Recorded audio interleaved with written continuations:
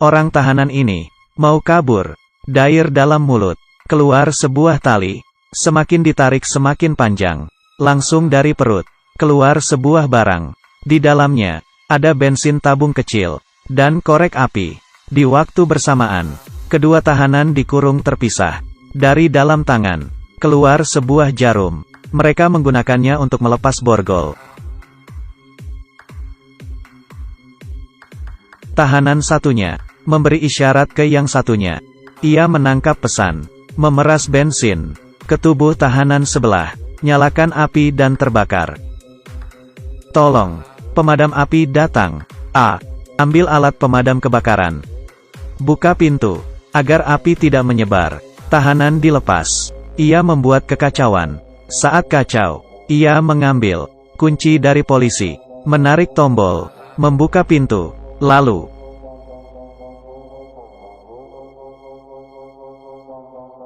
di sisi lain, ia datang ke kokpit, mengambil tangan kopilot, membalik arah, dan menembaknya. Selanjutnya pilot memerintah untuk memberikan pesan.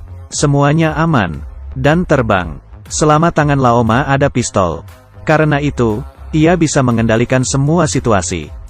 Selamat datang di penjara. Semuanya digunakan untuk memindahkan tahanan, penjaga udara, menahan seluruh Amerika, penjahat terburuk, yang dipimpin oleh Laoma. IQ-nya tinggi, kepribadian antisosial, penculikan, perampokan senjata, pembunuhan. Semua bisa dilakukan.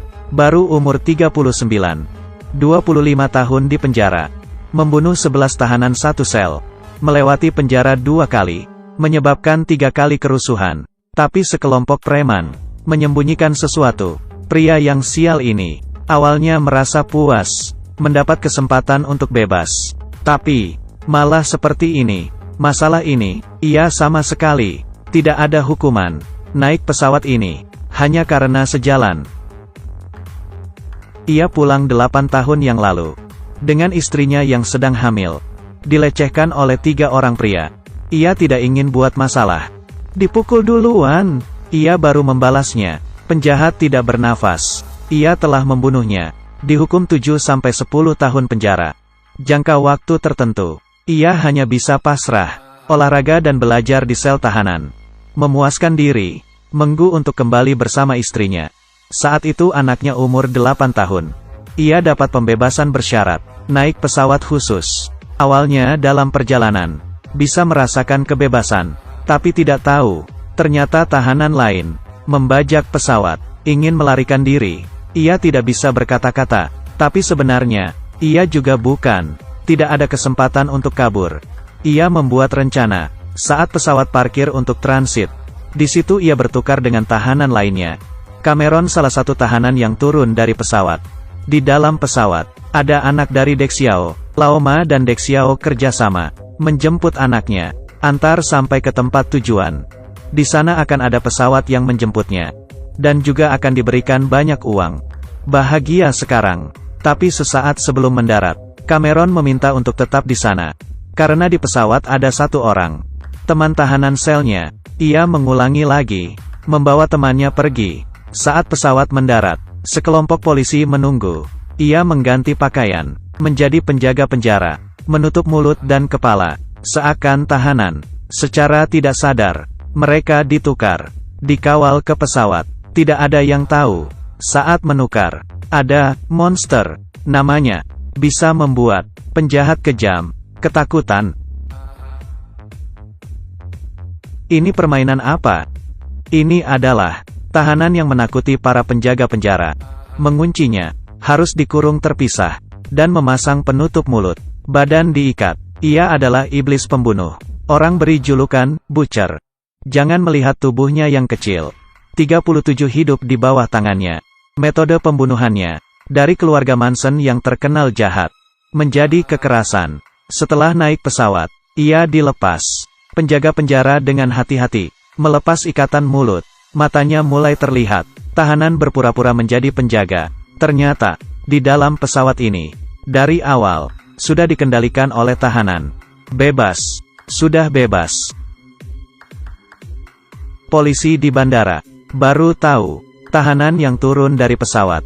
Semuanya penjaga penjara. Polisi buru-buru mengejar. Tapi tidak keburu. Dengan cepat polisi menemukan GPS pesawat. Kirim helikopter militer. Berniat untuk menembak jauh. Tapi penjaga penjara pintar. Dari awal bertukar dengan tahanan. Melepaskan GPS. Mengganti dengan barang lain. Peluang tidak banyak. Tahanan yang baik. Mencoba menggunakan pesawat. Alat perekam. Untuk memberikan pesan ke polisi. Tapi gagal. Ia hanya bisa berada di dalam pesawat. Berpura-pura menjadi tahanan. Menanyakan rencana mereka. Mencari kesempatan. Saat pesawat. Rodanya tertahan. Kecepatan tidak bisa ditingkatkan. Cameron disuruh turun. Melihat kondisi. Di sini. Mereka menemukan tubuh. Ternyata ia orang yang tidak sempat naik. Memeluk. Roda yang mau ditutup.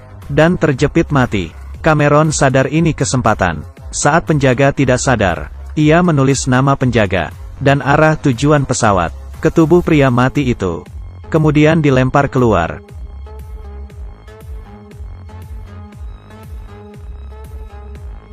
Setelah dapat informasi, tahu keberadaan tubuh itu, ikut arah helikopter. Benar-benar berlawanan, ia beritahu pihak lain untuk putar arah. Mengarah ke Lerner. Tapi pilot sombong. Keras kepala, hanya percaya dengan mesin. Sinyal yang ditampilkan, mematikan telepon. Saat mendapat keinginannya, kejar dengan mesin. Menyadari bahwa ia ditipu. Membawanya jalan-jalan. Sial, tidak dapat dukungan dari polis. Detektif hanya bisa menyetir ke arah bandara, tapi mobilnya rusak.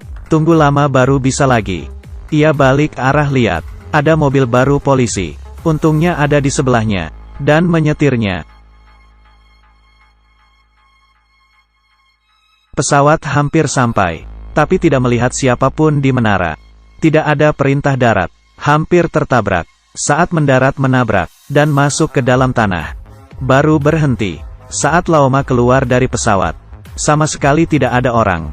Anak Dek Xiao bilang sebentar lagi sampai. Tapi Laoma tidak tenang. Ia perintah semua orang mengeluarkan pesawat dari tanah. Kedua tangannya bersiap. Tahanan teman satu sel, ada penyakit diabetes. Tapi obat jarum suntik pecah ke lantai. Ia tidak bisa bertahan. Hidupnya tinggal setengah. Demi menyelamatkannya, Cameron lari ke pesawat, mencari jarum suntik. Saat dia mencari, tiba-tiba diserang dari belakang. Ternyata sekelompok ini menyergap narkoba di sini. Pesawat juga disembunyikan di sini. Ia hanya ingin putranya kembali. Ia bahkan tidak berencana untuk membuat kesepakatan. Saat krisis, detektif itu muncul bawa pistol. Cameron mendapat kesempatan untuk menghajar mereka. Semuanya jatuh dihajar. Detektif sadar keanehan dan memperingatinya. Mereka akan segera datang. Tapi Cameron tidak sabar. Ia ingin menyelamatkan nyawa temannya. Saat mereka berdua berbicara, tidak sadar, ada satu orang bersembunyi di dalam pesawat. Waktu bersamaan, Laoma dan tangan kanannya. Dari jauh ada pesawat. Polisi sudah datang. Lihat situasi. Masih ada beberapa menit. Bisa sampai ke bandara.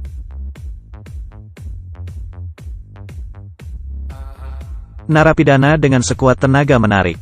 Jika pesawat tidak keluar, mereka akan berakhir. Salah satu narapidana berhenti dan berlari ke persediaan bandara.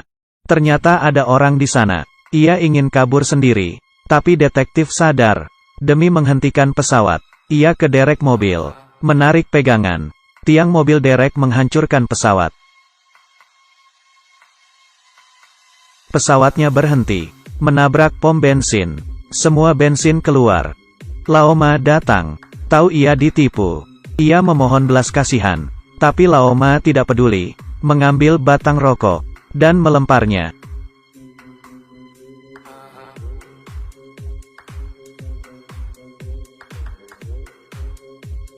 Polisi sampai di depan mata. Ia tidak panik. Menggunakan botol kaleng. Memerintahkan orang untuk letakkan tangki bensin. Semua tabung gas dibuka. Narapidana lainnya menyiapkan senjata. Mengumpat di sisi parkiran. Saat polisi masuk, satu tembakan kena dua orang. Menembak langsung. Sekarang,